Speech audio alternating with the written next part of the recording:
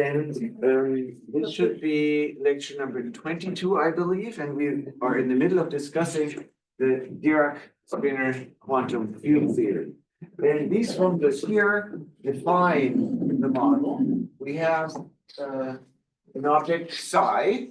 It is a spinor. It has four indices. A runs to 1 to 4. From 1 to 4, there's a B. It is a complex field, so there's a dagger. The conjugate momentum to this, actually I could write the classical Lagrange.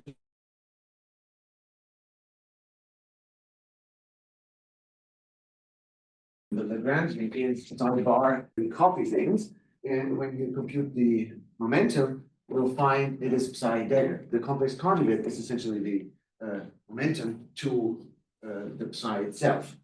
That's because there's only one time derivative, and not like in the scalar case, you have the action has a phi dot term. So taking the derivative with respect to phi dot, you get the momentum is also phi dot. Here, the one dot is missing, and then the conjugate is just that field. And here it's psi. That's how it happens. And the canonical commutative relation is between psi and pi, but that has an I there, right? It's IH bar 1. But this I that sits here has been canceled on both sides. So now it looks like this. And if it's psi to psi, it's 0. It's obvious when these are the same things.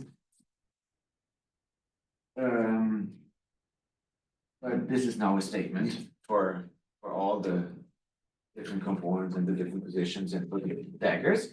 And this is the Hamiltonian that describes the time evolution of these things. So all of this happens at the same time, the equal time commutation, or rather anti-commutation relations. I have kind of announced why this is so. Today we'll actually derive the Hamiltonian and see the sign and see the necessity, but we gave 3 different reasons why this should be an anti-commutator rather than the commutator. And in essence, it is that the theory is stable, or once you add interactions, it should be stable. If you don't have interactions, you don't even see the instability because nothing can actually decay or change. Everything's preserved. And if there's, you walk and there's a big, infinitely deep hole. If you can't fall into it because you don't interact with it, nothing pulls you, then that's fine. Let the hole be there. The negative energy stays. But once you have some sort of possibility to decay, you will actually decay, and then the potential energy will go into particle creation and essentially explosion and all breakthroughs. This is, by the way, yeah, I'm starting to lose time again, track of time. By the way, that wouldn't be a problem by itself, really, to have a theory that isn't stable. For example, our universe happens to expand.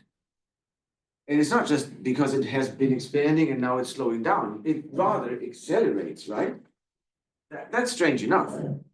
So if we had a theory that would just go downhill more and more, so on. It's maybe that's what it is. And actually, cosmological models look like this, where you have this roll. It just has to be slow enough that that we die before the collapse. I mean, it could be unstable, but we haven't seen the end yet. And so the reason why we don't like this instability is that we don't see this for, say, electrons in atoms. It wouldn't be a problem by itself, I think. Now, I claimed, actually we computed the equations of motion, which are usually the same in quantum case as for the classical case. So we use the general solution to this equation also as an index for our quantum field, and then this whole thing looks like 2 pi q 1 over square root 2 p. One integration constant, no dagger, s, sum over s. Sometimes the sum is implicit, sometimes it isn't, now it isn't.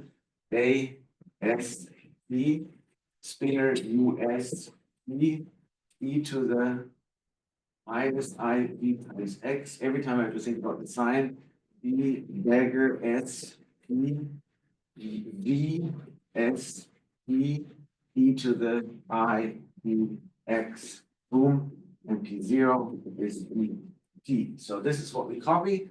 And then plug this in. The pi or the dagger is just the dagger of it.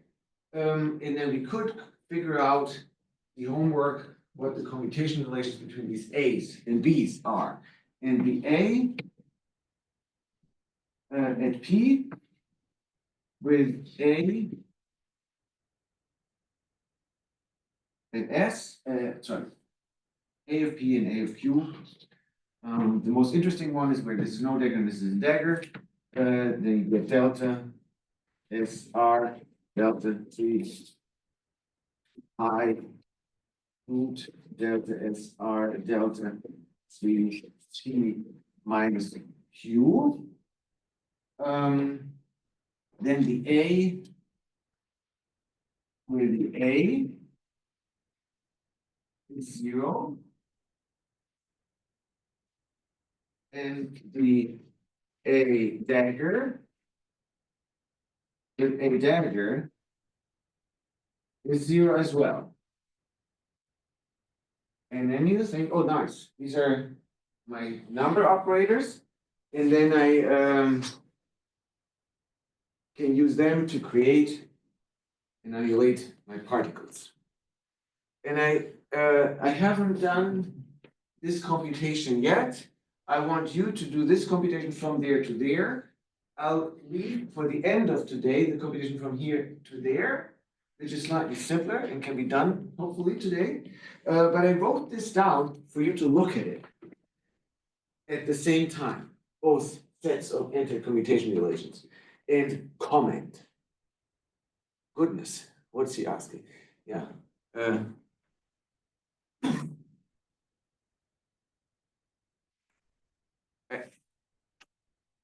I wrote them so close together in the same fashion.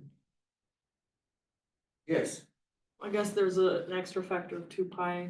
Okay, but the 2 pi third you can easily absorb, I guess, right? Divide everyone by or multiply, redefine it by 2 pi to the 3 halves. Here you don't notice, and then it's gone. But you saw that this is a difference. If this is a noticeable difference, then all the rest is probably the same. If a boring factor is all that we see, then the rest is the same. Well, isn't that funny? Isn't that funny? There's not even an I, right? So why do I call this creation annihilation operators? And what is that up there? Yes. I don't know, another difference is that one is, of course, Q dependent and the other one is. Oh, yes, very good. This will be the answer at the end. Yes, that perfect. Yeah. But they are, these are just letters. Give me other letters. They are stunned, right? Everything is taken. I don't know. Maybe X, Y. It all looks stupid. So because we have an idea, that's the thing. That's my point. Essentially, all these letters have a meaning to us. So we write X, Y, commutator. Let's do the commutator. Equals 1.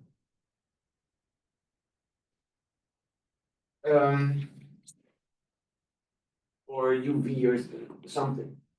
Then when you see this, you should think of, oh, these are ladder operators. They are creation annihilation for this thing, yx. This is the guy that counts, So let's call this n, say, and define this, and oh, you're my maths guy. So this product is some say observable that is raised and lowered by these things. Because now if I have a state, psi say, that, well, let's do this. You know how it's if I do n with y, then I have y, x, y. Now I can do my product rule thing. Y with y does nothing, so this y goes outside, and then I have x with y. That is 1, so I have y. And if n with y is y, we know that the y raises the n eigenvalue by whatever number is here. So it raises it by this one. If you have a state n that has the eigenvalue n for this capital N, then the state y n has the eigenvalue n plus 1. Because of this. We've done this, you've done this years ago. And that's all when you see this thing. When you see this thing, you should, the bell tell you, oh, this combination is a kind of number, and it's raised by this and lowered by this. In fact, the one that is here on the right is the raising. And the order has to be this. That's why I usually write the raising to the right. And then this is the raising and the lowering. But you know, you don't have to have a dagger just to tell you there's a plus, this is like going up. And if I turn this around, so this means x, y minus y, x. So they're not on the same footing. The order matters. So it's really clear which one is raising, which is lowering. If I turn it around, I have y equals x minus 1, so now it's an equal thing. So this is the raising operator, but it raises by minus 1, so it's still the lowering. And now, okay, fine. Now we've understood this, and if you see this kind of thing, and this is a 1 in a fancy space, then you think, oh, these are my raising and lowering. You can do the same game with anti-commutators. Because the number operator is quadratic, and this is bosonic or Grossman even, and then you can do the same game. It doesn't matter that these are curly brackets. But then you go up and look there again, and you see, oh, it's the same. So they should be number operators. And yes, they are. They are. And now we were supposed to, why did I go through this pain and this long homework to transform from one to the other? And your answer is, well, that's in X space and that's in Q space. So they are indeed number operators, but they don't help me in finding the eigen states and eigenvalues of H. But this we only see when we compute H. So if H is, in fact, a kind of n, a number operator, but not in terms of these creation annihilation operator, but in terms of these. And that makes the difference between the two sets. This term here, however, where there's no the derivative. So let's pick the second one. That is actually cool. Well, there's a gamma 0 still. Well, I guess we don't have to do too much.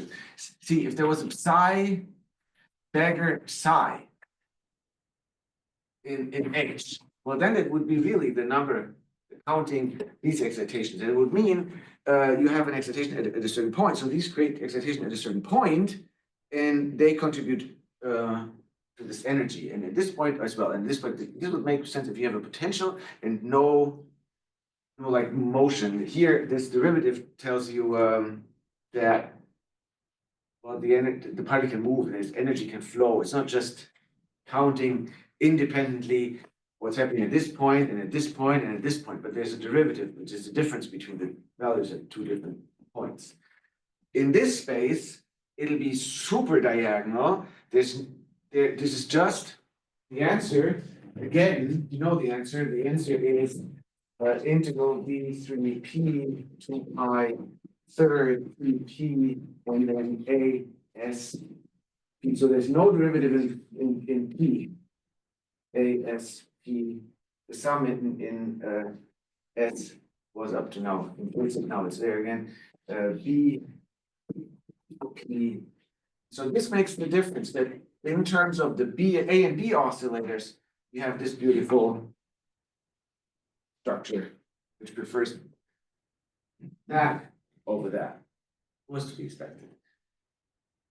Okay, good. And now, instead of doing this computation, I'll derive this together with you from here, using this. So this goes there, and then we massage and we see what all we need. There'll be some identities for the U's and V's, and then we should end up with this equation there.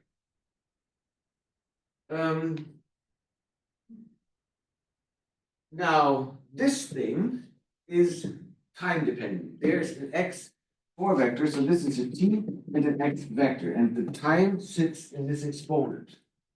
So that's a field that is time dependent. All of this was at a fixed reference time, and there's no time interval. So I insert this thing in there with this time dependence. What's happening with the time dependent? I mean, where's the time that's going to go? Is this H and H is P? What's going on with the time?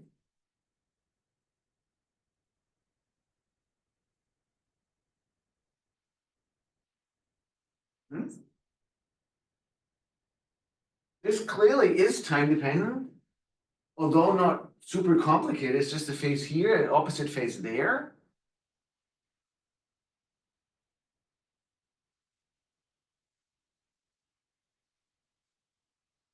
There was this topic, Noether's theorem, right? So conserved charges.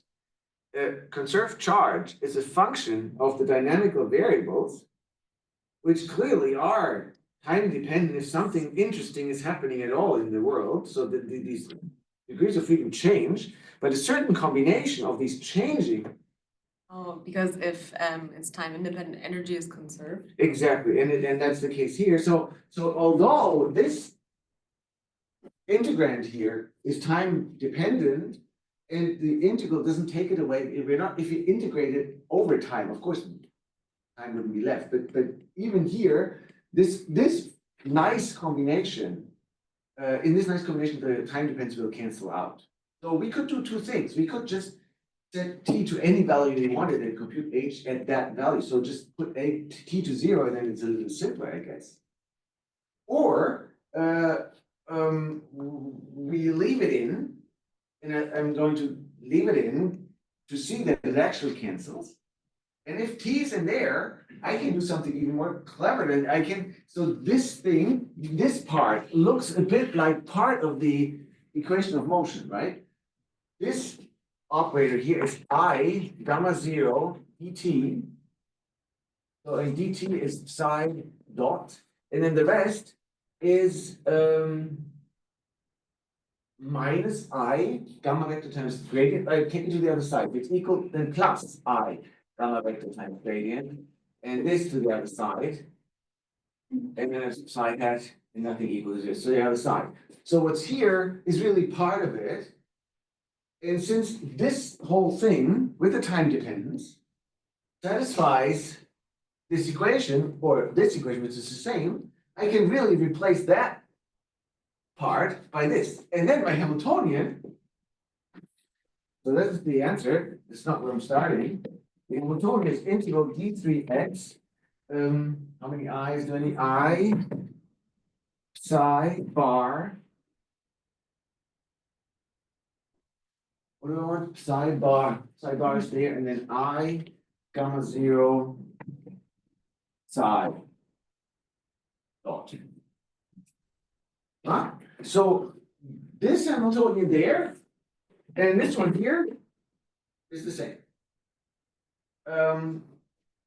And here now, I can only do this if I keep the time dependence. If you throw out the time dependence, then you don't have the Hamiltonian anymore, right? But I think just for fun, I'm going to do this computation. Then I have only one term rather than the two terms. You could, if you wanted, if you have the time, do the other one and you find the same result. Now, integral d through x and I. Then I have, oh, this is even simpler because bar is dagger gamma 0, so this is I psi dagger psi dot. It's super simple. The I copied, now the psi dagger. Now I'm writing this thing, dagger, integral d through p to I cubed, then later the other one with q, then 2EP for the first, 2EQ for the second, sum over S for the first, sum over R for the second. It's really long. Recording in progress. This is the back. I think it does work somehow. Oh, no, I see what. I just checked whether the recordings. Yeah, no, I appreciate that. Now,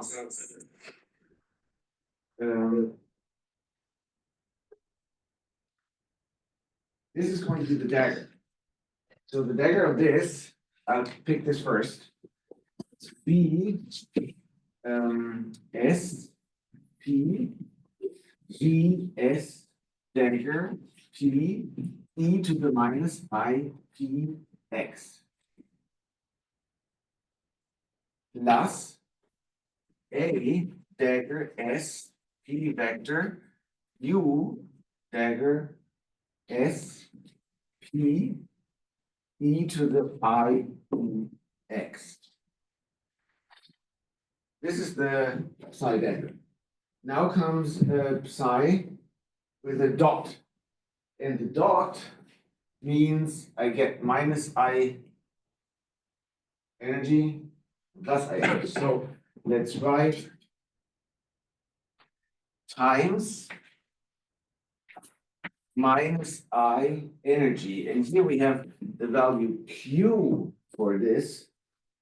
So then I have A R U R Q e to the minus I Q times the same x, plus B R dagger Q V R Q e to the I Q x. Boom.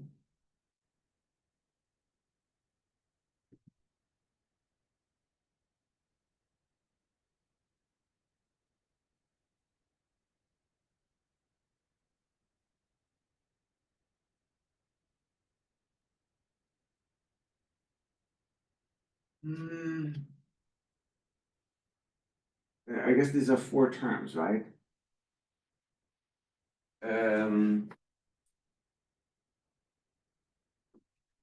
My I and minus I cancel, so that's really simple now. And then d through x, d through p, d through q, 2 pi to the 6th, square root 4 dp dq, sum s and r. And I'm going to write all 4 out. This with this b S P A R Q. You cannot just change the order of B and A, but this A can go through all of this. This is just a spinor. This is not an operator. It doesn't have a hat. So this A in the product of this term with this term, I can move the A next to the B. So I have my oscillators together, grouped together. Then I have this thing, VS dagger of P, and then this UR of Q. And also here, I cannot move them past each other because why? They're not operators. Oh, they're vectors. They're vectors, exactly. So there is an index that isn't written. So this could be an A index, and that is contracted with the A index here, right? So these guys here, A with A. You know, usually the dagger is the row, and that's the column. So this is a scalar. These are scalar producted together. And if you turn them around, it would be a matrix order product. So they stay where they are. And then we have an e to the minus I p plus q times x. Yeah, right? Let's do it like this. And then I have to copy all the rest. So this one is, I think I'm going to go for them first. A dagger S D B dagger R Q and U S dagger E V R Q e to the I p plus q times x. And now a with a plus a dagger s p a next dagger r u now use u s u r and then we have an e to the I p minus q times x. And now b with b plus b s p b dagger r of q and the v's. S first p r q e to the opposite, I suppose. Minus I p minus q times x. All right.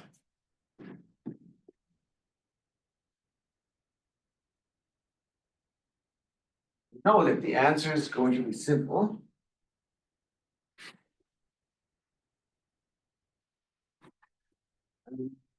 There isn't much x going on. This x here, its integration, only hits the exponentials. And this is a three-dimensional, so I have to look at the three-dimensional part from here. And so this will set others. Quick question. I think the second term in the product should have a minus instead of a plus sign now. The second term of the product, perfect, because I took the derivative and I would have gotten in trouble. So the derivative here is a minus I P0 or Q0 minus I Q0. And this I have, but in the second it's just a plus I. But if I pull out a minus I, then this has to be a minus sign. Perfect. So that's and now that was the first tool. This is the last tool. And then we have the B's here. Okay, well, this is the critical one. We would have found something that worked with commutators otherwise. Yeah, no, the derivative, yeah, okay. Anyway, this sets Q vector to minus because it sets the sum to 0. If I integrate over x, it sets the sum to 0 or q to p. This also same.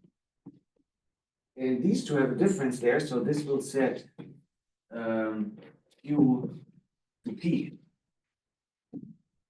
So the integration over x produces delta functions, always with the 2 pi to the cubed.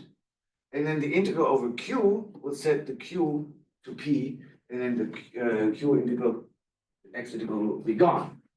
So my h is an integral over p with just one factor of 2 pi third.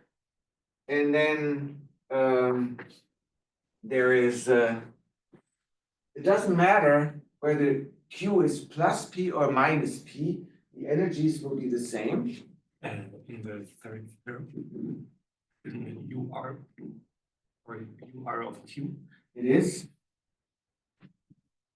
It is just so confusing, it's just so long. Very good. Und vielleicht minus plus nach unten, maybe different Where? signs, the third and the fourth. Maybe.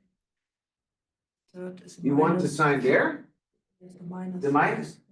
I want it there. I think you forgot the minus IQ 0. Right? I and minus I. Okay. Oh, and then I forgot the The Q zero, zero. yeah. But the sign comes with The the last, B's. the last one is a plus. No, the last one is the B with the B. Oh, the last one's a B with a B, sorry. Okay, yeah, but that's a plus then. Doesn't matter because they cancel anyway.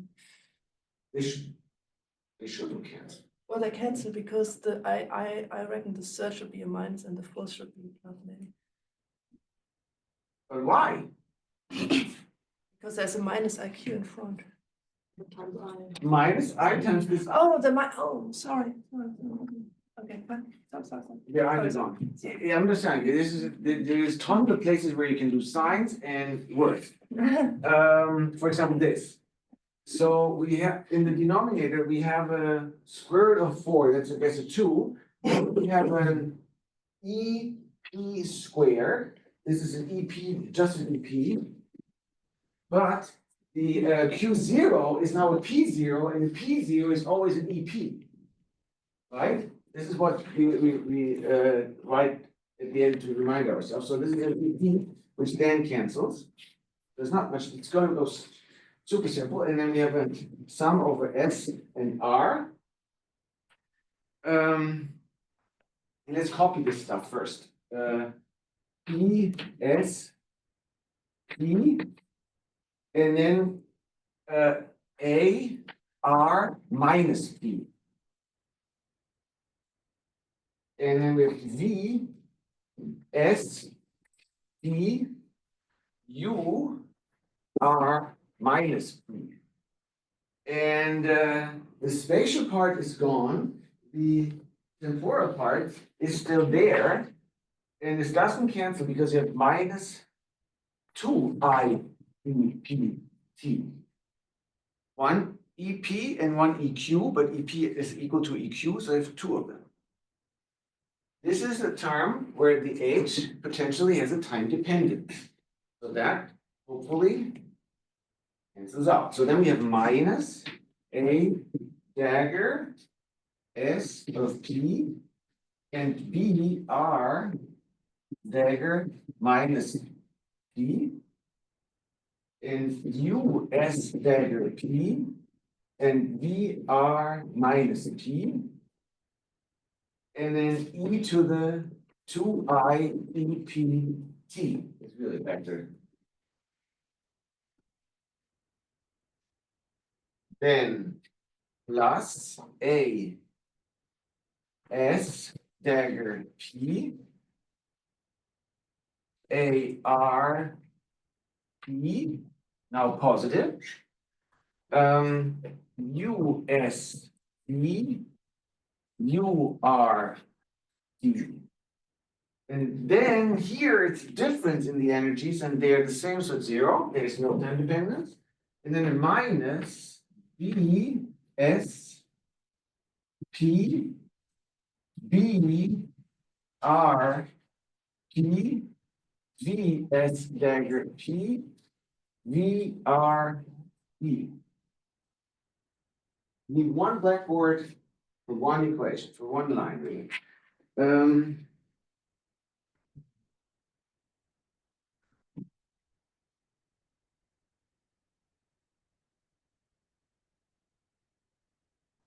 The next magic is done by properties of these spinors.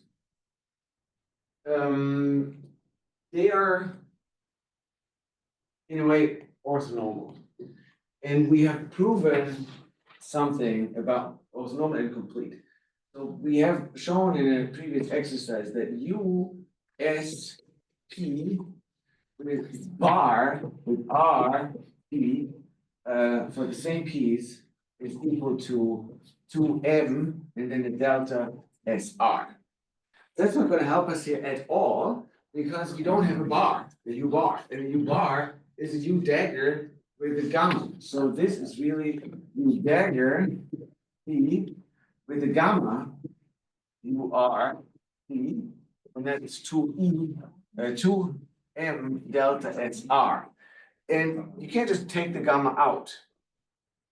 But here we want it without the gamma. And now it's a new computation. If there's no gamma in there, it's technically very similar, but it's a different thing. And the answer is E, with that P from there. That is an homework exercise too. You just have to use the explicit expression for these dots, right? They have a normalization and then you have stuff. M plus sigma P, M plus sigma bar P, and then there's this psi, that's how they look like. And you insert them, and then you find this. Yeah. So this is what we need here. The delta, this is 2 EP delta SR. And that is 2 EP delta SR. And finally, that is 0 and that is 0. Even with the negative P vector. And only with a negative P vector. If this was the same, if they had the same P's, it wouldn't be 0 anymore. So it just works perfectly. And it has to do with minus signs and whatnot. So it's exactly this. You know, the V's and the B's are the antiparticles, as we'll see, and then a particle is an antiparticle moving the other way. So you can also come up with a story, but it really works out when you insert the things. You have zeros, and this is then where the time depends indeed cancels, and we only have this left. And delta SR kills one of the sums. And then we are there. This 2 goes away with this 2, this EP goes in the numerator, these have already canceled, and then we are left with the claim up here. Integral E3P 2 pi cubed EP, and then this first term, AS of P, AS without dagger, P minus BS, B, BS, dagger, B. This. With that minus sign that I announced yesterday and almost lost today. And now, since we know, if our number operators were with the anti-commutation, I'm using the notation from this example earlier. If you had the anti-commutators, then you wouldn't even know which is raising, which is lowering. Because this means xy plus yx is 1, is 2, right? It's symmetric. And that makes also sense because you have two states, this and this. Like this is number 1, this is number 2. And since they're anti-commuting, you can't excite them more than once. You don't have a whole ladder. And now, I mean, who is to say you are the top and you're the bottom? Nobody. Nobody, exactly. So that's why there's no raising and lowering. There's just you and me, and we're going back and forth with these. The one moves you there and the one moves you there. And you can decide if you want, you can interpret this as the raising and this as the lowering perfectly, right? It doesn't matter, it's the same thing. So if you wanted, you could just say this is the deck, this is the raising of, and then it had the normal lowering, the canonical way of writing the dagger first in this. So put it there. But that's not going to help us here, relabeling or rethinking of it. We do need to switch them, and that has to give us a minus sign. And therefore, we needed the whole thing with the anti-commutators, or the commutators. There's just no way out. So then we can move them, and just connecting to the discussion yesterday, we said this, we move it, and then we change the sign, we get an infinite constant, we drop the infinite constant because this is just the energy of the vacuum. And after a lot of blah, blah, blah, blah, there is plus dagger, and then some constant that we kind of disregard. There it is. So this is now fully diagonal, and therefore these are the raising and lowering. These are the things that create our particles. So now we have particles, we can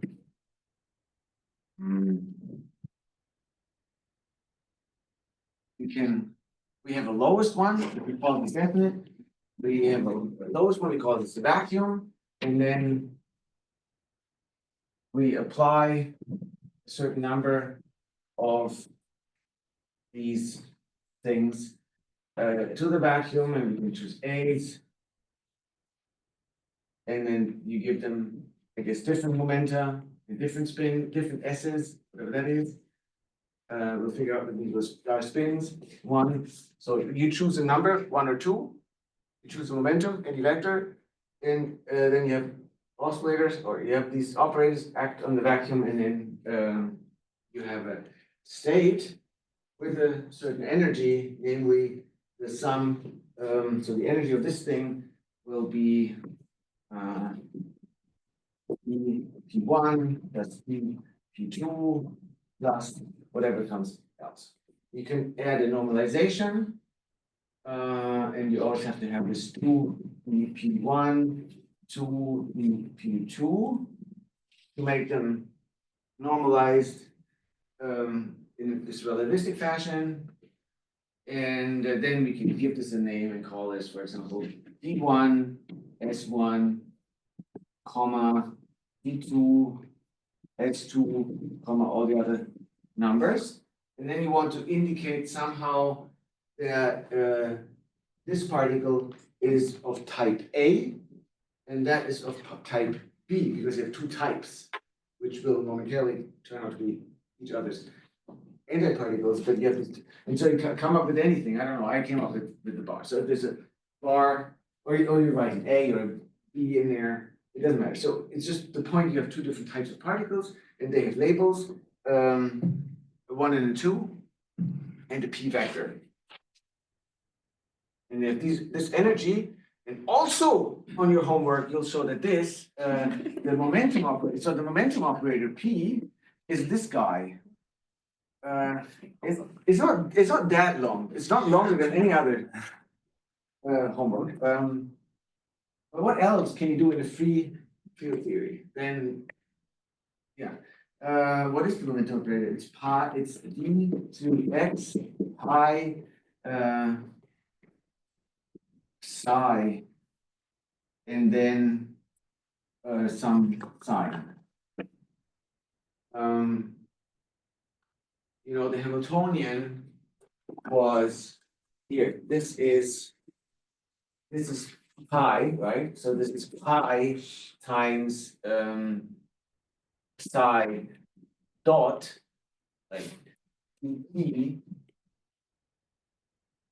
and the momentum. What else can it be rather than the dot? It has the spatial thing, and then this minus sign, I guess, I don't know. It's because the vector, and I write vector, it has upper indices, but the derivative has no lower indices, so there's this metric factor. And this is simpler than computing the H, because you don't get this normal ordering issue. They'll come out straight. So, and when you've done this, then these states are eigenstates of this P as well. In fact, it'll be exactly this, just here, a P vector. So then the momentum of these states here is P1 plus P2 plus all the others. You know, what else? The notation suggested this. It wouldn't make any sense to write it like this. So these are the heads of the theory. And what's remaining for us now is to actually show that they have different charge, call it electric charge if you want, that they are the opposite particles. So we have to look at the Noether charge Q, the one is related to the phase rotation, and this 1,2 index, this is related to the spin charge. That's left. And if then time remains, I'm going to do the conversion from the oscillators in momentum space to the oscillators in coordinate space. Yes, sounds good, right?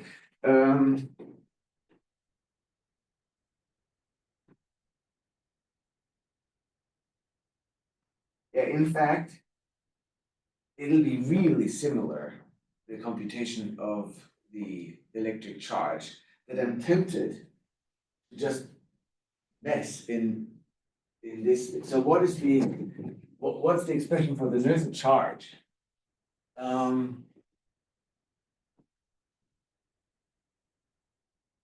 So we have this, get this line as well. This is just the same thing without the time derivative, right? It is pi times, it's on these sides.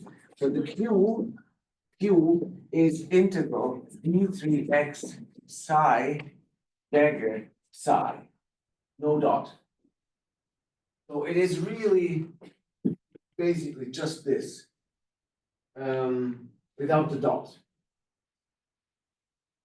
So I don't know, I hear one copying this, what I'm writing. If you forgive me, we are just, I've written it down and you can look at the notes. It is not an exciting computation. There's no much physics in this. Instead of copying this one more time without this factor, it's just not worth it. So now the Q is this without the dot, without the I. So there's no I and there's no dot. And then there's no I here, and there's no dot there, and then thanks to U, there's no minus sign there because there was not a derivative. And that'll make the whole difference. This is really making the only difference. And you and find that the Q is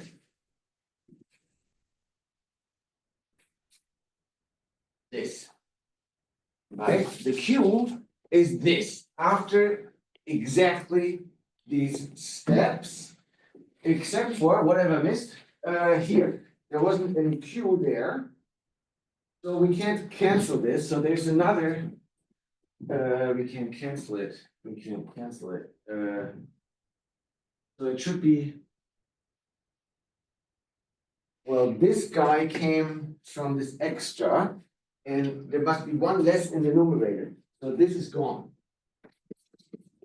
Makes sense because the Q doesn't measure energy, it measures charge, so number. So then we have this thing, this minus sign because there was no dot.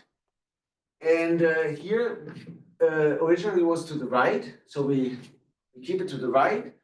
This is gone and this is our Q. And now,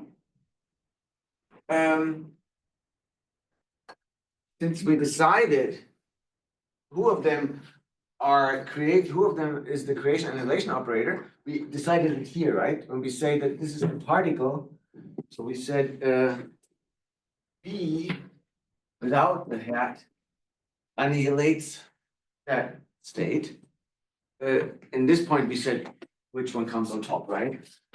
So we actually did say who is the excitation. So since we decided this at this point, we also have to respect it now for the charge Q.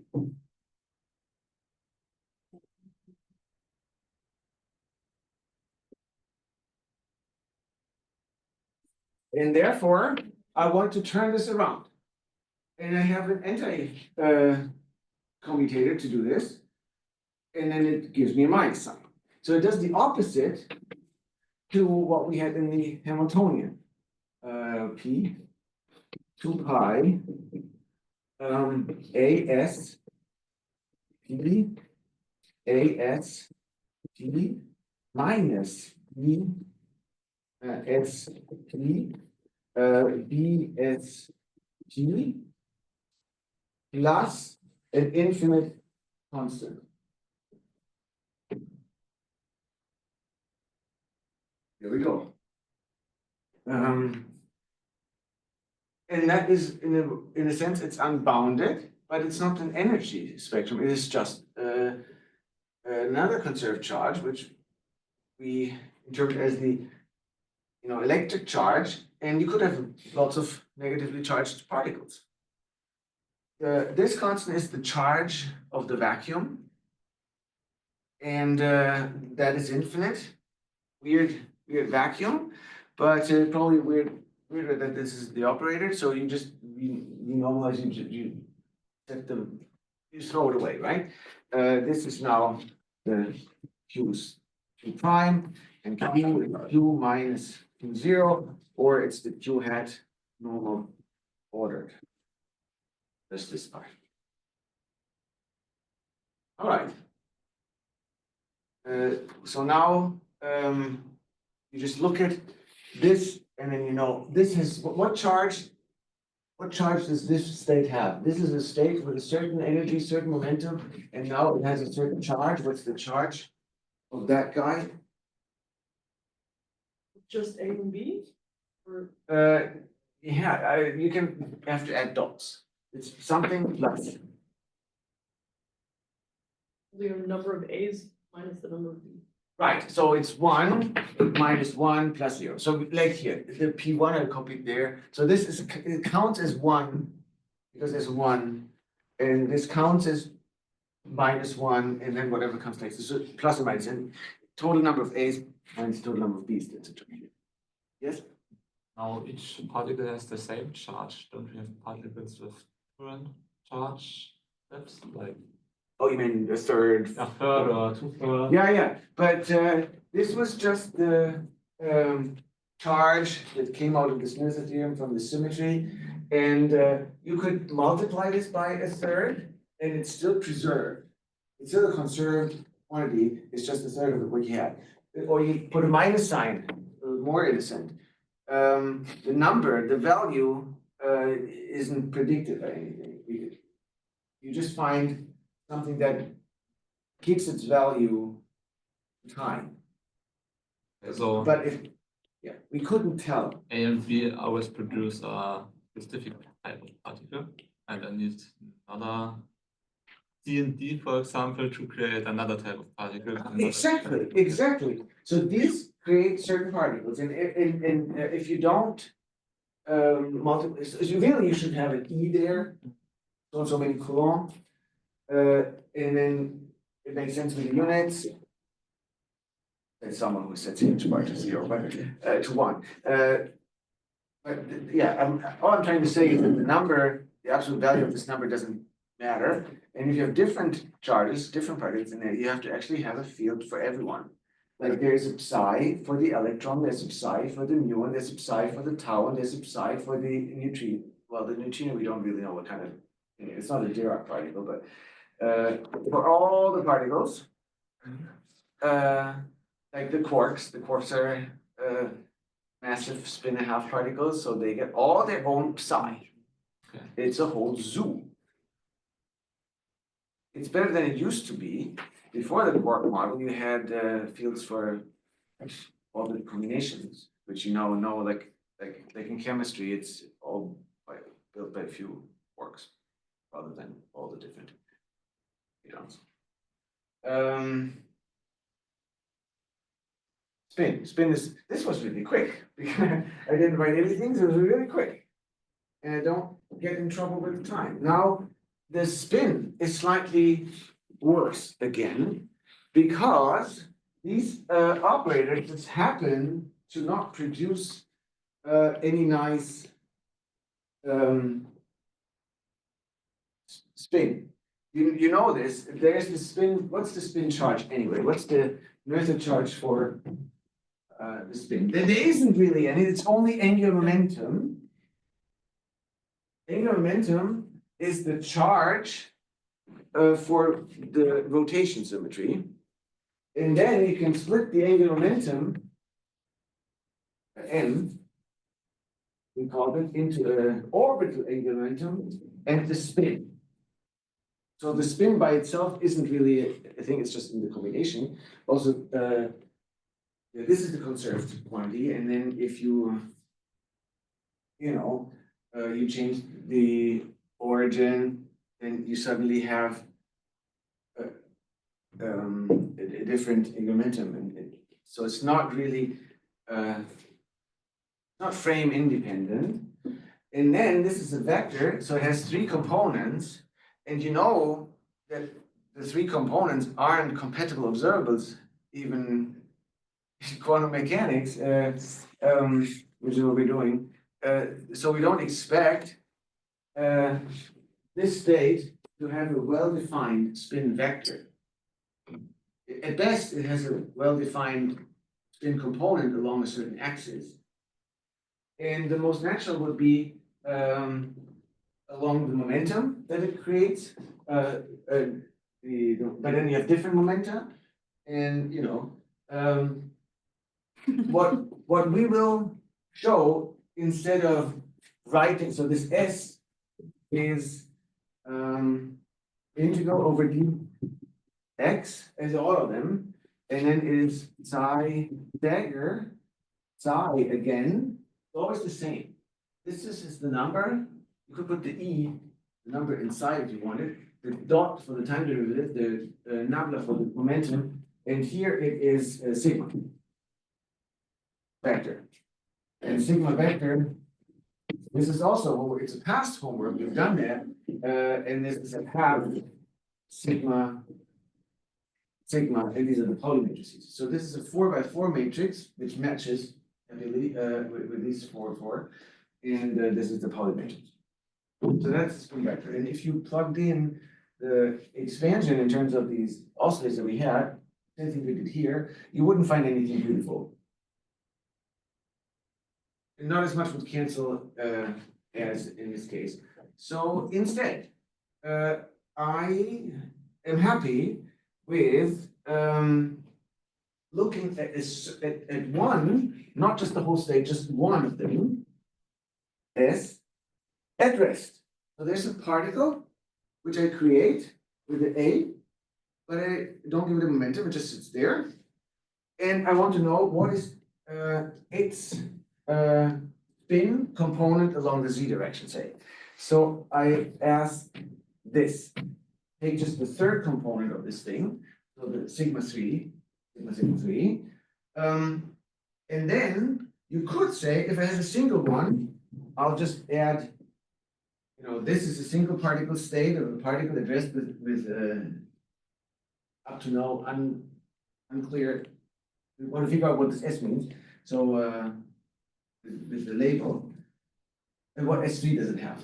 But now I don't really know what's happening with the normal ordering. If I get here 1,000 or infinity of the same thing, then maybe this thing has some awful thing, right? So I have to normal order this, but I don't want to really touch it. I don't even want to plug it in. Nothing much cancel. I don't want to normal order it. So what do? How do I get just the difference in spin when applying this to some state? So this I don't want, and I want to figure out what does this object raise or lower this spin component by when acted to something. So you have something already, and then there's a certain S3. Now you act with this onto it, and what is the new S3? So by what raises or lowers this thing, the S3? What equation do I have to write down? And I'm not going to ask you because you answered before and you haven't. Think of numbers, number operators. No, I'm just.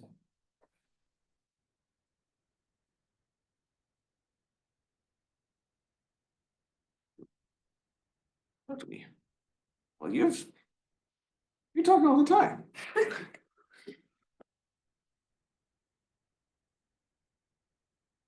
Oh, the minus sign, so that's okay.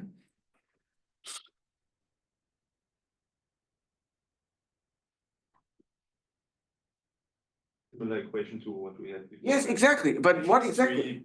I equals some eigenvalue times psi, and then x3a dagger psi equals then the increased or lowered amount times a dagger. Right, and yes, I think you're doing this right. So if S three has whatever little s three psi, and then psi, and then the sum, right? But how could we what relation do these two things have to have so that we conclude that this raises it by some? What's the, okay, Commutation relation? what's the commutator? Thank you for this hint. What is the commutator? What should be the commutation relation? Forget the number, just proportional to what? To S, to H, to Q, to B. I offer S, H, Q, B. What do we want? Identity. Identity, I could also offer, it's all wrong.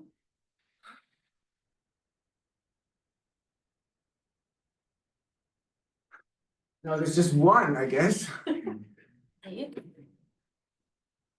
A, A. exactly. If this is A, or it's a lambda A, if it's the same as this again, then this identity means what you just sketched here with the psi. If psi has a certain value, then A times psi has that value plus this value, right? So this is the equation you have to look at.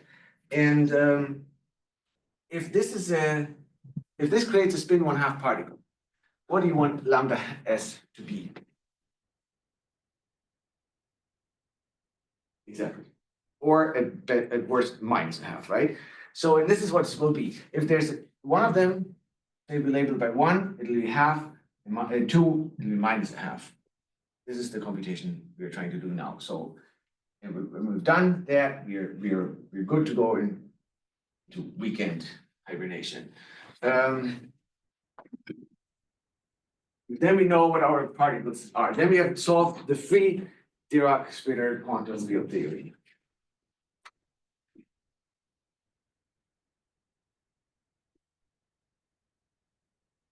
Okay, so S3 A dagger S0 is integral d3x psi dagger. This is this x here. Sigma 3, because I picked the 3, psi x. Well, we can do the whole time. Well, let's just we are simplifying things, right? P is 0, so we said t equals to 0. We'll look at a poor little particle at rest at time t0. And then with the A S dagger 0. Boom. I don't even remember how this sign looked like. It's such an awful long. So this is integral d3x, integral d3p, d3q, 2 pi 6.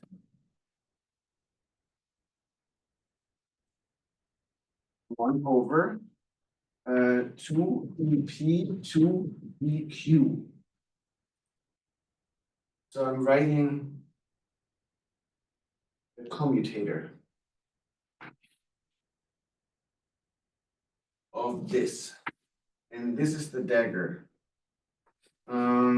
This was B S P B dagger S P e to the minus I P X plus A dagger S P U S P also dagger e to the I P X. That's this thing. Then comes my times sigma 3 times. What is this times?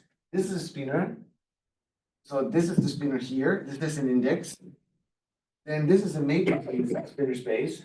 And then we have another spinor. The first one is a row, it's a matrix, and then comes a column.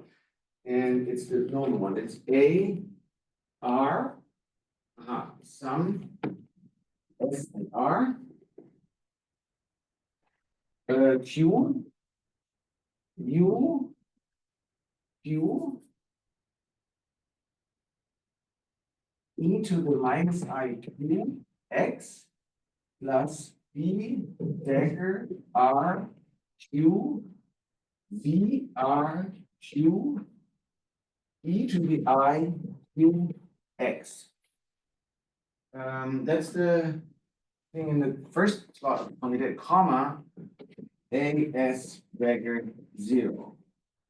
So these are not parentheses, but these are commutator brackets.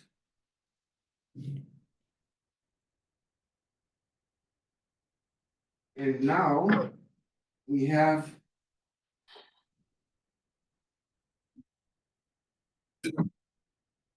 in this product, we have 4 terms again, this with this with this, and the next one. So there will be a B, A from here. There will be an AD with daggers from there. There will be across here, I didn't want to put it first, there will be across here an A dagger, and this across it will be a B dagger. These are the 4. We had the 4 before, same 4. The difference is that there's a signal in between when it comes to the spinors, but the oscillator terms are these. And now they appear in a commutator with, so any of these 4 in a commutator with this thing, which survives. Which of them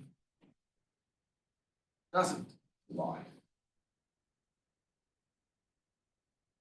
Yes. The first and the third one survive. An A without a dagger. And partly one with the dagger, but All right, so this one doesn't. Which one doesn't? the second and the fourth one don't, I think. This one doesn't, this one doesn't.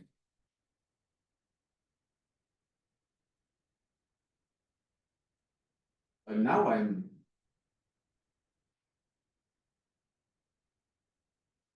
you're right. So the B's have nothing to do with the A, they commute. And then this A dagger has no problem with another dagger. Here's an A, and now you're right. I didn't want all of them. I didn't want the first one, but it's there. What happened to the first one in my homework?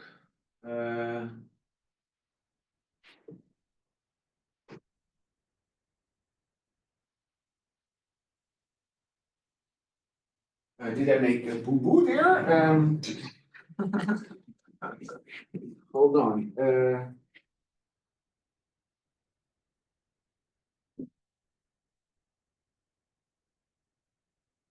I have 4 terms. And I wrote all 3 commute, but the B doesn't really commute. What am I going to do with the first term then? I have to decide. So, okay, I've done it. I have just dropped because I think I knew what I wanted to get. And then I just looked too quickly. So I just threw this out as well. But there's no reason for it yet.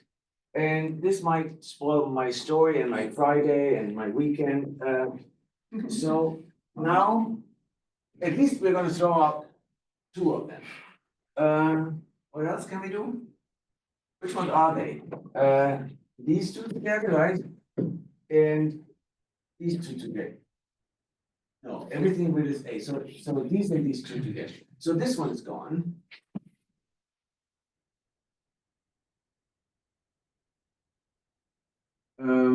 Yeah, that makes sense.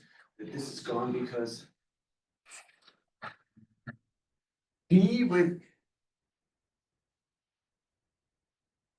A commutes and a dagger with A commutes, and this is there. Well, now let's just try. Maybe it's all good. Let's do it. Integral B through 3 D through Q 2 pi to the 6th, 1 over. Let's do it slow. So SR, do we have slow time? Yes. Square root of 4 dp. Close. Yes, Leon has not. you found it? Maybe because of the V's and the U's. Yeah, maybe, but I thought I didn't have to worry about them. Maybe I have to worry about them. That would be the last hope, I guess.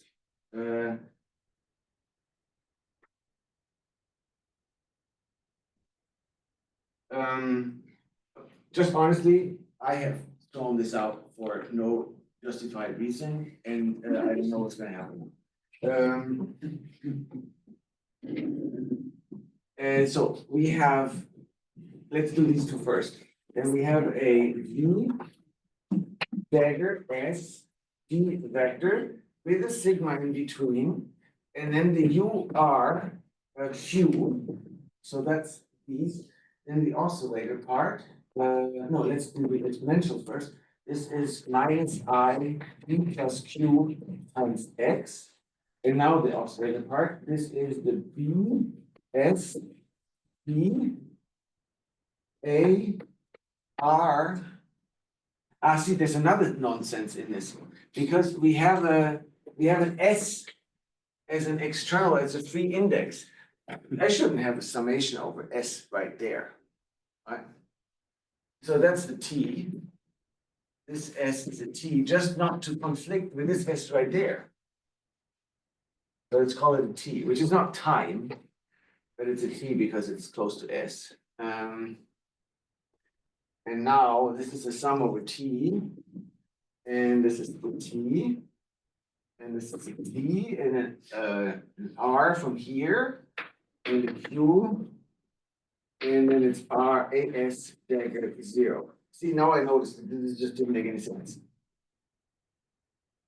The other term is plus U T dagger with P sigma 3 U R Q and then A dagger P P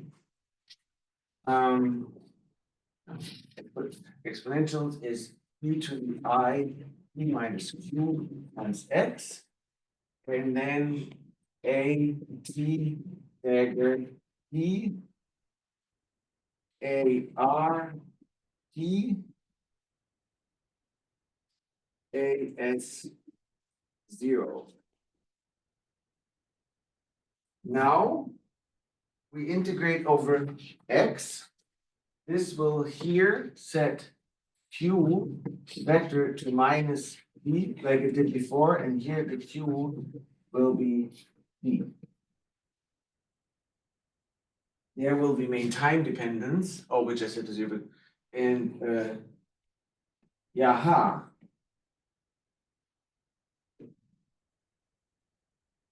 Yaha.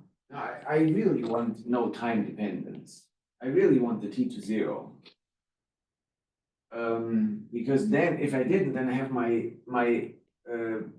Q up here, then this messes up my Q integration. So I really want only this, I want no time. Sorry, this T is 0. So these are just the vector parts. And for the metric, I have to switch this on. Beautiful. I mean, this finish is awful, sorry. Now, using this delta function, I integrate over Q. Then I have the integral over P left.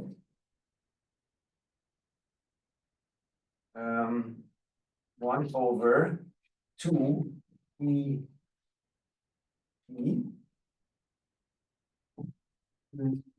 sum over T and R.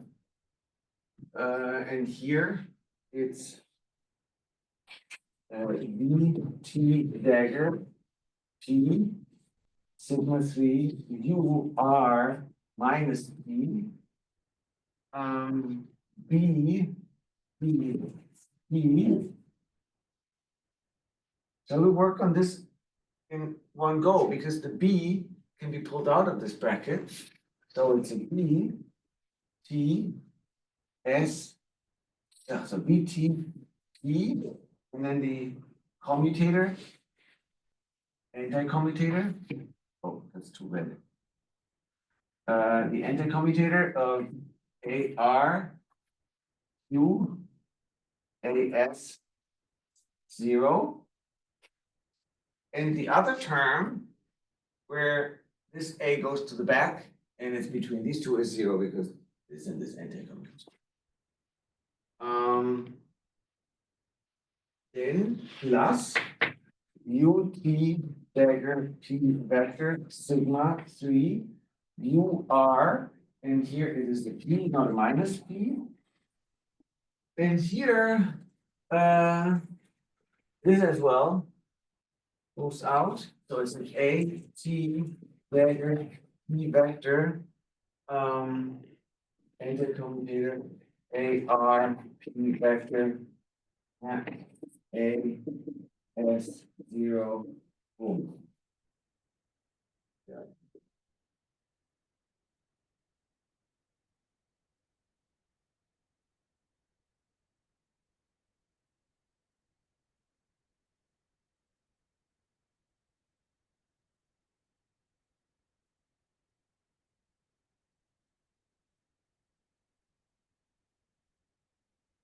So this commutator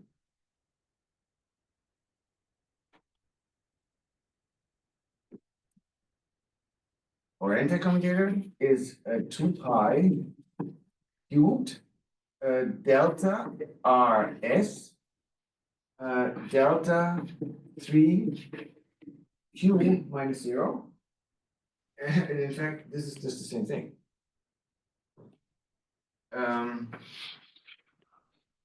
So the S3 with A dagger S0 is equal to integral. Wait. Who did that? The Q was gone. So there shouldn't be any Q. It's the P minus P in this case, and P, and P in this case. And then since this is symmetric, whether it's P or minus P doesn't make a difference, it just sets P to 0. So the integral of P is gone as well. And then we have 1 over 2 P0 sum. The sum sets R to S. So there's no R sum. This is a sum over T. And then the first term is VT dagger 0 sigma what? Sigma 3 V no, U R was set to S 0, and then the B T dagger 0. That's just awful. And then plus U dagger T 0 sigma 3 U S 0, I guess, U S, and then A E 0. And E0 is the energy, and 0 momentum is just the mass. So this is just the mass. And now I hope that this will be something cute. I want this to be M, right? Don't you think? If this is M, then it cancels this M and we have a half, which is what we wanted, half times this guy. So then it means it raises our spin component by a half. That would be great. So I want this to be M. In fact, I checked it does work. However, this one I didn't look at. So let's look at the fun one first. U S of P, general P, was 1/2 EP plus M.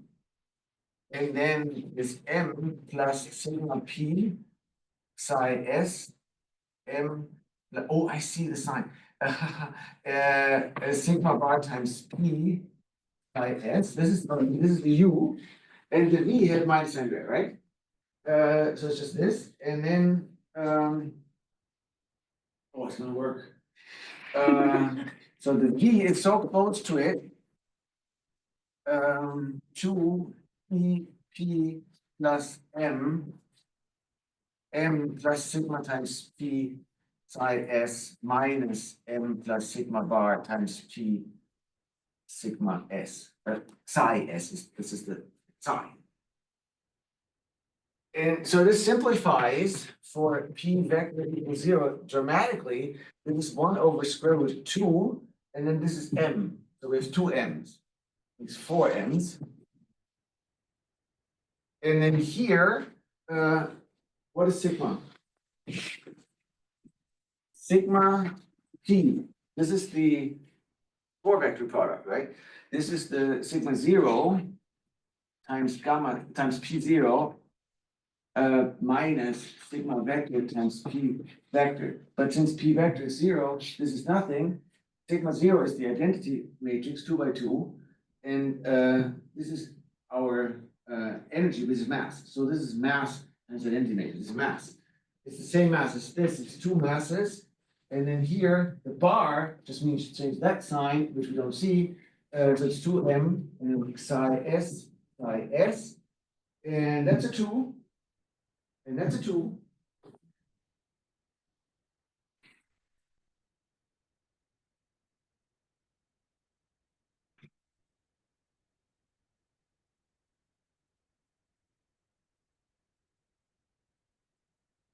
Oh, okay. So we have square root M, don't we? Psi S. And here, because everything's the same, except for this minus sign, we get square root M psi S minus psi S. All right, now.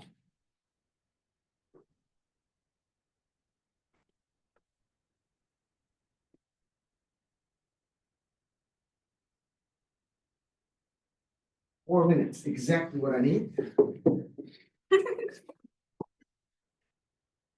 Get away with it. We have the one that remains is sigma 3 US 0. So this is square root M psi S for the U. Then we have the sigma 3. Sigma 3 is 1/2 times sigma 3, and US is square root M S. This is the T, and this is psi S. And now this gives me M half, and then I have psi P sigma 3 psi S from the top, but the same again from the bottom, which kills my 2 in the end. And so what are these things? Psi 1 is 1, 0, and psi 2 is 0, 1. So spin up, spin down.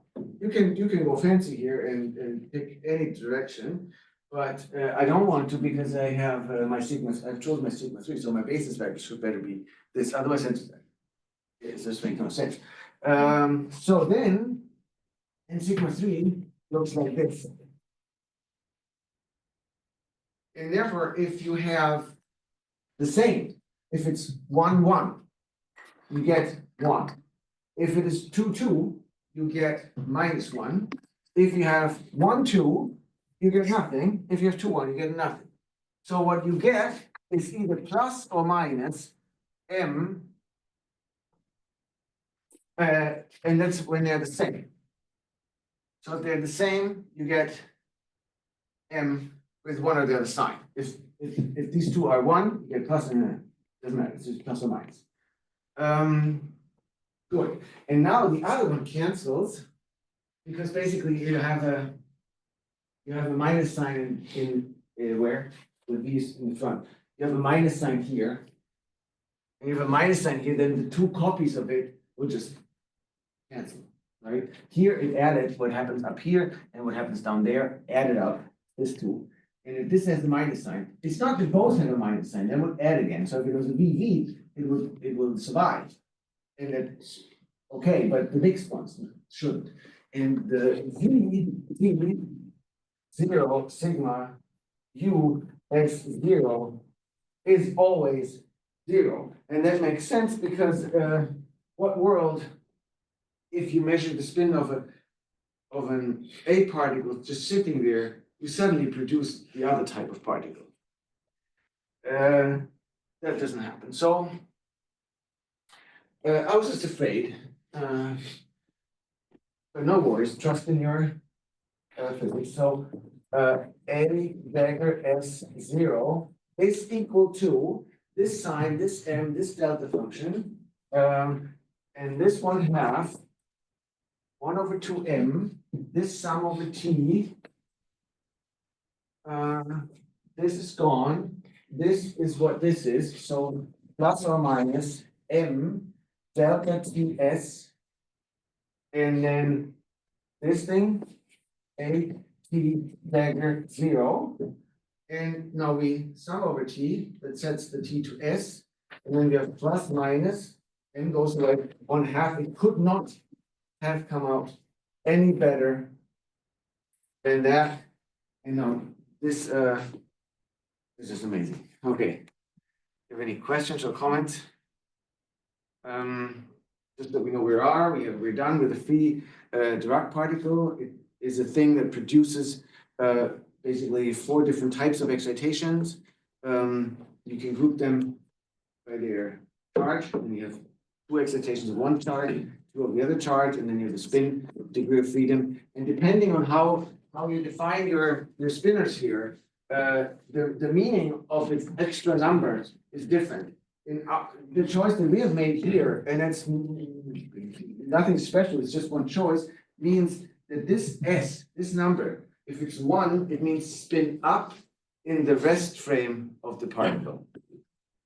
Now you can take any number of books and you find as many different ways of labeling the things. So some say if this index is 1, it is the spin of the particle with respect to its momentum, the helicity basis, or other things. Or maybe, yeah, even we could do this. If we had a sum, then it would be x-axis. If it was 1I, it would be along the y-axis, and all these weird. But that's not important. It's just that it is a spin on half particle and it's ended particle. Next week we'll look at that. All right. Yes. Does this whole commutation work well if we don't set the particle to 0.0? No, it doesn't. Because we have to like follow it, we have to boost it from here. So if the particle is really moving, then the z-axis doesn't. There's a rotation involved. Like it just wouldn't work. You have to pick. You have to pick rather than like S3 is the third unit vector with this x vector, right? You would have to pick something that is more like P vector times S, so the direction of the P, the unit vector on P. But you also, well, you have to have different label. The S changes as well under boosts, right? So this thing boosts. It's not just the P. You also have to change the S in a certain way. So the labels will depend on P. You can define oscillators that give you proper excitations with plus or minus a half along with the momentum, but they are not these. You know, this would work. I wanted to keep it simple, but then I paid the price of not being super general. And if we don't set the time to 0, Yeah. Haven't tried this, but we see, the time was in the part where U and V mixes. That's because they go in the opposite direction, and then. Oh, anyway, it was the ones that cancels because of U and V bleeding each other, but what and can, it would go away to it. Yeah, it's just honestly, I was so afraid that it doesn't work out and I didn't want to spoil anything, that I thought, let's get rid of as many junk as possible, let's set T to 0, I wouldn't have to do it. Had I done the competition before, I would have been confident, just do general T and then we'll go on. Okay, I wish you a happy weekend.